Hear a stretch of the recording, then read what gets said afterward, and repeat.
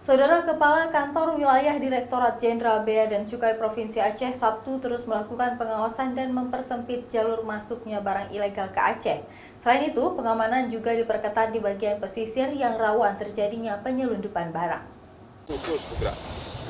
Kepala Kantor Wilayah Bea dan Cukai Aceh Safwadi mengungkapkan masih banyak perlunya pembenahan dan pola pikir masyarakat agar memiliki kesadaran untuk tidak melakukan penyelundupan barang dari negara tetangga ke Aceh.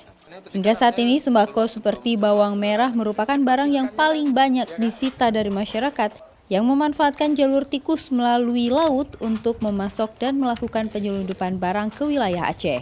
Selain itu, rokok tanpa pita cukai juga masih banyak ditemukan dan beredar di masyarakat. Kita kan pasti tahu bahwa di Sigli itu pusat penanaman bawang. Yang kita perlu jaga harganya agar petani tetap mau melakukan kegiatan penanaman. Kalau kita seluduk, nanti petani kita tidak mau lagi tanam karena barangnya sudah melimpah di pasar.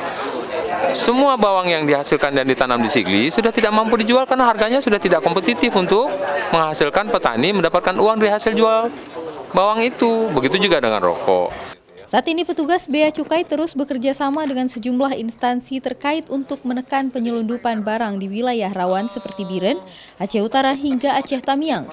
Pengawasan juga terus dilakukan pada sektor online. Banyaknya barang tanpa izin dan cukai yang beredar dan dipesan oleh masyarakat melalui sistem online juga terus diawasi oleh petugas. Syahril, Kompas TV, Banda Aceh.